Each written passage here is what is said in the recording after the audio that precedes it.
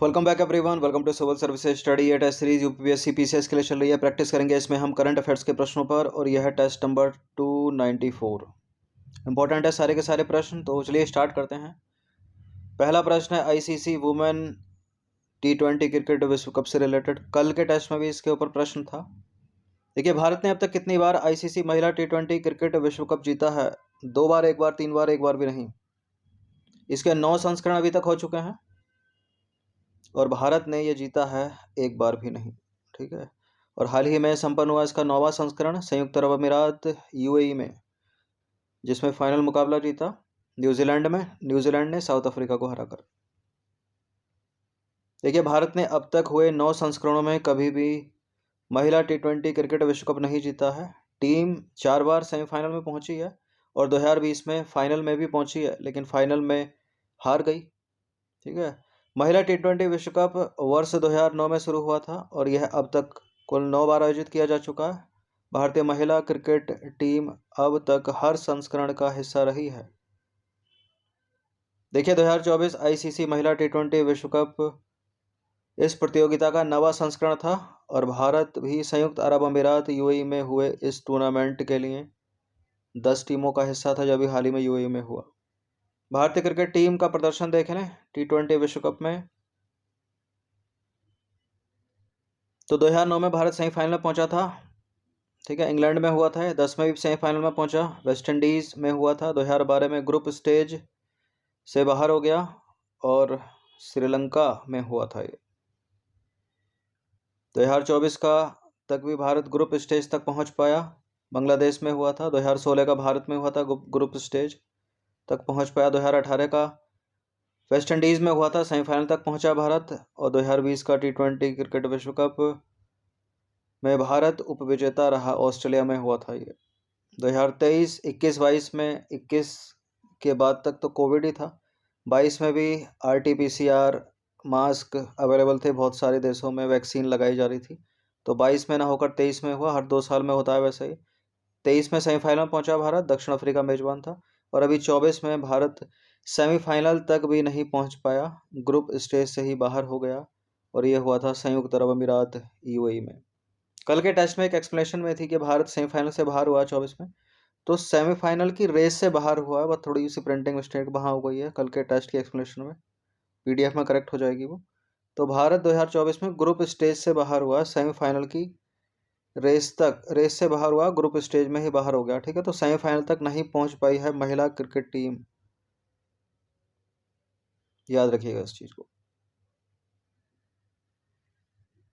Question number 2 पर आ जाइए। वर्ष 2023 में शांति का नोबेल पुरस्कार प्राप्त करने वाली नरगिस मोहम्मदी दुनिया की किस जेल में बंद है? हाल ही में न्यूज में है ये। ईरान की हैं, ईरान की जेल में बंद है, बी है इसका आंसर। 2023 में इनको शांति के नोबेल पुरस्कार से सम्मानित किया गया था और 2024 में किसको किया गया? निहोन हिडानको, जापान का संगठन है। तो चर्चा में क्यों है? हाल ही में नोबेल शांति पुरस्कार विजेता नरगिस मोहम्मदी को ईरान के अधिकारियों ने 6 महीने की अतिरिक्त जेल की सजा सुनाई है। वो ऑलरेडी जेल में थी। ठीक है। 6 महीने और बढ़ गई उनकी सजा, इसलिए न्यूज़ में है। मानवाधिकार कार्यकर्ता नरगिस के लिए अभियान चलाने वाले एक समूह फ्री नरगिस अलायंस का एक बयान सामने आया है। उन्होंने कहा कि नरगिस मोहम्मदी को 19 अक्टूबर 2024 को आदेशों की अवहेलना और विरोध करने के आरोप में 6 महीने की अतिरिक्त जेल की सजा सुनाई गई है। कारण क्या है? क्या क्या इन्होंने? देखिए, संगठन के मुताबिक नरगिस की तरफ से 6 अगस्त को एवन जेल के महिला वार्ड में एक अन्य राजनीतिक कैदी की फांसी के खिलाफ विरोध प्रदर्शन किया गया था। उसके बाद ये आरोप लगा नरगिस मोहम्मदी पर। नरगिस ने ईरानी अधिकारियों की तरफ से सलाखों और गिरफ्तारियों के पीछे सालों रहने के बावजूद अपनी सक्रियता जारी रखी है। फिलहाल उन्हें ईरान की एवन जेल में रखा जा रहा है और इस जेल में राजनीतिक कैदी और पश्चिमी देशों से संबंध रखने वाले लोग रहते हैं। वो इससे पहले इस जेल में पहले से ही 30 महीने की सजा काट रही थी और अब इसमें 6 महीने और जुड़ गए हैं। इंपॉर्टेंट है यहाँ, वर्ष 2023 का शांति का नोबेल पुरस्कार ईरानी मानवाधिकार अधिवक्ता नरगिस मोहम्मदी को दिया गया था, जो एक अल्पसंख्यक समूह से थी, जो हाल ही में जेल में बंद आई।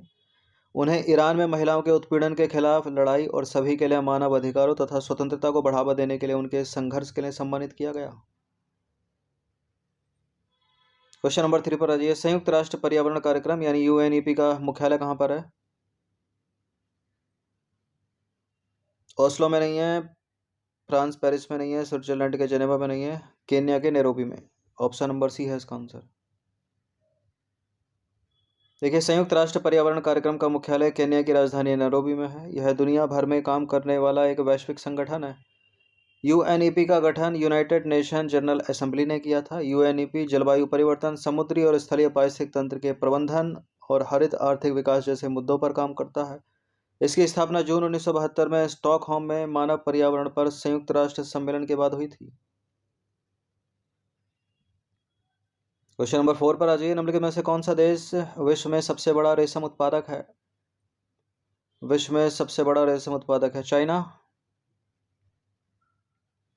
देखिए, चीन के रेशम उत्पादन में वैश्विक कच्चे माल उत्पादन का 75% और विश्व निर्यात बाजार का 90% हिस्सा है, तो चाइना प्रथम स्थान पर है। चीन में जो प्रमुख रेशम उत्पादक क्षेत्र हैं, सिचुआन है, झेजियांग है और जियांगसू और ग्वांगडोंग। वाणिज्यिक महत्व के रेशम 5 प्रकार के: शहतूत, ओक टसर, उष्णकटिबंधीय टसर, मूंगा और इरी। भारत में इन सभी पांचों के पांचों वाणिज्यिक किस्मों का उत्पादन किया जाता है, लेकिन जो शहतूत रेशम है उसका उत्पादन मुख्य रूप से किया जाता है। अब इसी से रिलेट करता हुआ इसको भारतीय परिदृश्य में आ जाइए। क्वेश्चन, भारत का सबसे बड़ा रेशम उत्पादक राज्य है कौन सा? कर्नाटक है। ऑप्शन नंबर ए है इसका आंसर। देखिए, कर्नाटक भारत में रेशम का प्रमुख उत्पादक राज्य है। यह हर साल औसतन लगभग 8,200 मीट्रिक टन रेशम का उत्पादन करता है। रेशम उत्पादन के मामले में कर्नाटक प्रथम स्थान पर, आंध्र प्रदेश दूसरे स्थान पर, असम तीसरे स्थान पर है। भारत में अन्य 3 किस्मों की तुलना में जो शहतूत रेशम है उसका अधिकतम उत्पादन किया जाता है। रेशम उत्पादन के लिए कीट पालन, रेशम की खेती, रेशम कीटों का संवर्धन होता है। रेशम एक प्राकृतिक प्रोटीन रेशे हैं जिनके कुछ रूपों को वस्त्रों में बुना जा सकता है। रेशम का प्रोटीन रेशा मुख्य रूप से फाइब्राइन से बना होता है और कोकून बनाने के लिए कुछ कीट लार्वा द्वारा निर्मित होता है। इन सभी टेस्ट का फुल टेस्ट पीडीएफ परचेस कर सकते हैं नंबर इस पर व्हाट्सएप करके। सकल राष्ट्रीय उत्पाद यानी जीएनपी में शामिल होते हैं क्या क्या? विदेशों से प्राप्त शुद्ध साधन आय, मूल्य ह्रास, वर्तमान में उत्पादित अंतिम वस्तु और सेवाओं के बाजार मूल्य। उपरोक्त सभी। देखिए, तीनों के तीनों सकल राष्ट्रीय उत्पादन में शामिल होते हैं। डी है इसका आंसर। तो जीएनपी यानी सकल राष्ट्रीय उत्पाद, यह किसी देश के निवासियों द्वारा उत्पादन के संदर्भ में एक निश्चित अवधि में सभी अंतिम उत्पादों और सेवाओं का कुल मूल्य है। सकल राष्ट्रीय उत्पाद यानी जीएनपी सरकारी खर्च, व्यक्तिगत उपभोग व्यय, निजी घरेलू निवेश, शुद्ध निर्यात और विदेशों में नागरिकों द्वारा अर्जित आय शामिल है। और घरेलू अर्थव्यवस्था के भीतर विदेशी निवासियों की आय को इसमें घटा दिया जाता है, तो विदेशी निवासियों की आय इसमें शामिल नहीं होती। क्वेश्चन नंबर 7 पर आ जाइए। मानव विकास सूचकांक यानी ह्यूमन डेवलपमेंट इंडेक्स में किन तत्वों को शामिल किया जाता है? जीवन प्रत्याशा, मातृत्व मृत्यु दर, प्रति व्यक्ति आय, गरीबी रेखा से नीचे के लोग। मानव विकास सूचकांक में पर कैपिटा इनकम है, प्रति व्यक्ति आय है, मातृत्व मृत्यु दर भी है, जीवन प्रत्याशा भी है, गरीबी रेखा से नीचे के लोग, सारे के सारे यही है। 1 2 3 4 डी। देखिए, मानव विकास सूचकांक में ये तत्व शामिल होते हैं कौन कौन से? जीवन प्रत्याशा, स्कूली शिक्षा के वर्ष, शिशु मृत्यु दर, मातृत्व मृत्यु दर, प्रति व्यक्ति आय और गरीबी रेखा से नीचे के लोग। और मानव विकास सूचकांक जो है मानव विकास असमानता, लैंगिक असमानता और गरीबी जैसे मुद्दों पर व्यापक जानकारी देता है। यह जीवन की गुणवत्ता का स्तर और उसमें बदलाव से जुड़े आंकड़े भी प्रस्तुत करता है। मानव विकास के 4 प्रमुख घटक कौन कौन से? समानता, उत्पादकता, सशस्त्रीकरण और स्थिरता। और तत्व हो गए ऊपर जो थे। देखिए, भारत में मानव विकास के निचले स्तर के कई कारण हैं, यानी भारत में जो मानव का विकास है वो निचले स्तर का है। क्या है? भारत में गरीबी है, भुखमरी है, पर्यावरणीय मुद्दे हैं, आंतरिक असमानता है और महिला पुरुष असमानता है। क्वेश्चन नंबर 8 पर आ जाइए। निम्नलिखित कथनों पर विचार करेंगे। 2 कथन है यहाँ पर, कौन सा इसमें सही होगा? वर्ष 2023-24 के मानव विकास सूचकांक में भारत 193 देशों में 134वें स्थान पर है। इस रिपोर्ट का शीर्षक breaking the gridlock reimagining cooperation in a polarised world है। बिल्कुल ये करेक्ट है दोनों के दोनों स्टेटमेंट, और इसका आंसर हो जाएगा ऑप्शन नंबर सी। तो संयुक्त राष्ट्र पर्यावरण की रिपोर्ट के मुताबिक 23-24 के मानव विकास सूचकांक में भारत 193 देशों में 134वें स्थान पर है। इंपॉर्टेंट नंबर याद रखिएगा। रिपोर्ट का शीर्षक है breaking the gridlock reimagining cooperation in a polarised world, और इस सूचकांक में भारत को अंक कितने मिले हैं? 0.644, और इसे मध्यम मानव विकास श्रेणी में रखा गया है। वर्ल्ड कैंसर डे, विश्व कैंसर दिवस कब मनाया जाता है? 4 फरवरी को मनाया जाता है हर साल। देखिए प्रत्येक वर्ष 4 फरवरी को आयोजित होता है विश्व कैंसर दिवस। किसकी पहल है ये? Union for international cancer control के नेतृत्व में एक वैश्विक पहल है। क्वेश्चन नंबर 10 पर आ जाइए। निम्नलिखित में से कौन सा एक सही सुमेलित नहीं है? ये हैं दिवस, ये जो कब मनाए जाते होंगे। राष्ट्रीय नौसेना दिवस 5 अप्रैल को, राष्ट्रीय प्रौद्योगिकी दिवस 11 मई को, भारत छोड़ो दिवस 9 अगस्त को, राष्ट्रीय खेल दिवस 30 अगस्त। देखिए राष्ट्रीय खेल दिवस मनाया जाता है 29 अगस्त को। बाकी ऊपर के तीनों करेक्ट हैं। डी यहाँ पर आंसर हो जाएगा, क्योंकि इनकरेक्ट अपने को ढूंढना है। राष्ट्रीय नौसेना दिवस हर साल 5 अप्रैल को मनाया जाता है। राष्ट्रीय प्रौद्योगिकी दिवस हर साल 11 मई को मनाया जाता है। भारत छोड़ो दिवस हर साल 9 अगस्त को मनाया जाता है। और राष्ट्रीय खेल दिवस मनाया जाता है हर साल 29 अगस्त को। मेजर ध्यानचंद का नाम याद रखिएगा, ठीक है, क्योंकि राजीव गांधी खेल रत्न पुरस्कार का नाम परिवर्तित करके 2021 में कर दिया गया था भारत सरकार ने मेजर ध्यानचंद खेल रत्न पुरस्कार। क्वेश्चन नंबर 11 पर आ जाइए। भारत में अब तक कितनी बार राष्ट्रीय शिक्षा नीति लागू की जा चुकी है? अब तक 3 बार राष्ट्रीय शिक्षा नीति भारत में लागू की जा चुकी है। हाल ही में 2020 की लागू की गई, 3-4 साल पहले। देखिए भारत में राष्ट्रीय शिक्षा नीति यानी नेशनल एजुकेशन पॉलिसी 3 बार लागू की जा चुकी है। पहली राष्ट्रीय शिक्षा नीति 1968 में इंदिरा गांधी के प्रधानमंत्रित्व काल में लागू की गई थी। दूसरी राष्ट्रीय शिक्षा नीति 1986 में राजीव गांधी के प्रधानमंत्री काल में, और तीसरी राष्ट्रीय शिक्षा नीति 29 जुलाई 2020 को नरेंद्र मोदी सरकार ने घोषित की थी। क्वेश्चन नंबर 12 पर आ जाइए। वर्तमान में भारत का दुनिया के किस देश के साथ सबसे बड़ा रक्षा संबंध है? इजराइल, रूस, संयुक्त राज्य अमेरिका, फ्रांस। इजराइल और फ्रांस के साथ, दोनों के साथ मिला दो तो बड़ा विस्तार है, लेकिन इनसे भी ज़्यादा बड़ा विस्तार है रूस के साथ। बी है इसका आंसर। तो भारत का रूस के साथ सबसे बड़ा रक्षा संबंध है। भारत और रूस के बीच सैन्य तकनीकी सहयोग का एक क्रेता विक्रेता ढांचा है। दोनों देशों के बीच नियमित रूप से त्रिसेवाभ्यास इंद्र आयोजित होता है। भारत और रूस के बीच संयुक्त सैन्य कार्यक्रमों में शामिल है ब्रह्मोस्त्र क्रूज मिसाइल, जो कि एक सुपरसोनिक क्रूज मिसाइल है। 5वीं पीढ़ी का लड़ाकू जेट कार्यक्रम, सुखोई ASU-MKI कार्यक्रम, और HAL सामरिक परिवहन विमान, और KA-2260 twin engine utility helicopter, और कुछ युद्धपोत। देखिए भारत और रूस के बीच 9 अगस्त 1971 को 20 सालों के लिए सहयोग संधि पर हस्ताक्षर हुए थे। फिर 1993 में भारत और रूस ने शांति, मैत्री और सहयोग की एक संधि साथ में की थी, नई संधि। क्वेश्चन नंबर 13 पर आ जाइए। निम्नलिखित कथनों पर विचार करेंगे। 2 कथन हैं यहाँ पर, कौन सा इसमें सही होगा? भारत में खेल और शारीरिक स्थिरता को बढ़ावा देने के लिए मेजर ध्यानचंद की जयंती पर 29 अगस्त को राष्ट्रीय खेल दिवस मनाया जाता है। भारत सरकार ने वर्ष 2021 में राजीव गांधी खेल रत्न पुरस्कार का नाम बदलकर मेजर ध्यानचंद खेल रत्न पुरस्कार कर दिया था। क्या 21 में किया था या 20 में किया था?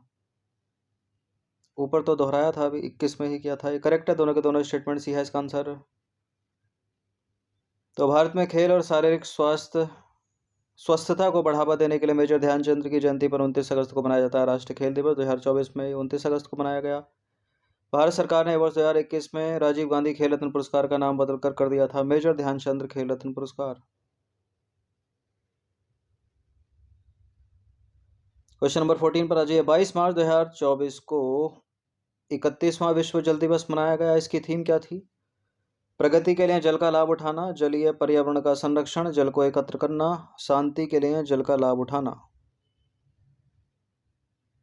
देखिए इसकी थीम है शांति के लिए जल का लाभ उठाना, ऑप्शन नंबर ए। प्रश्न पूछने का तरीका कुछ भी हो सकता है। तो 22 मार्च 2024 को 31वां विश्व जल दिवस मनाया गया, जिसकी थीम थी शांति के लिए जल का लाभ उठाना, यानी लेवरेजिंग वाटर फॉर पीस। ये सिंपल शॉर्ट में भी आ सकती है, वाटर फॉर पीस याद रखिएगा। यह जो दिवस है वो सतत विकास लक्ष्य 6 वर्ष 2030 तक सभी के लिए जल एवं स्वच्छता की प्राप्ति को समर्थन देने का लक्ष्य रखता है। क्वेश्चन नंबर 15 अंतिम प्रश्न है, 15 प्रश्न एडिट हैं इसमें। विश्व खाद्य दिवस कब मनाया जाता है? 2 अक्टूबर को तो अंतर्राष्ट्रीय अहिंसा दिवस मनाया जाता है। 16 अक्टूबर को मनाया जाता है विश्व खाद्य दिवस। ऑप्शन नंबर बी है इसका आंसर। देखिए, विश्व खाद्य दिवस हर साल 16 अक्टूबर को मनाया जाता है। इस दिन को मनाने का उद्देश्य क्या है? दुनिया भर में लोगों को भुखमरी और खाने के महत्व के बारे में जागरूक करना। खाद्य और कृषि संगठन यानी FAO की तरफ से हर साल इस दिन के लिए एक थीम जारी की जाती है। साल 2024 में विश्व खाद्य दिवस की थीम क्या है? बेहतर जीवन और बेहतर भविष्य के लिए भोजन का अधिकार। बेहतर जीवन और बेहतर भविष्य के लिए भोजन का अधिकार। कुछ और दिवस जो ऑप्शंस में थे, जैसे 2 अक्टूबर को मनाया जाता अंतर्राष्ट्रीय अहिंसा दिवस, 8 अक्टूबर को भारतीय वायुसेना दिवस, 13 अक्टूबर को अंतर्राष्ट्रीय आपदा न्यूनीकरण दिवस। तो 15 प्रश्न थे इंपॉर्टेंट ये करंट अफेयर्स के, इनकी प्रैक्टिस 1 से 2 बार कर लीजिएगा। धन्यवाद। इन सभी की आप फुल टेस्ट PDF प्राप्त कर सकते हो। PDF में मिलेंगे आपको 150 प्रश्न, ठीक है, या 100 प्रश्न कंप्लीट सॉल्यूशन के साथ। इस तरह के 5000 प्लस क्वेश्चन, ठीक है। ये नंबर है, इस पर व्हाट्सअप करके आप प्राप्त कर सकते हो। पेड टेलीग्राम ग्रुप में जुड़ना होगा, लेकिन बाकी सब्सक्राइब रखना सिविल सर्विसेज स्टडी चैनल को। धन्यवाद।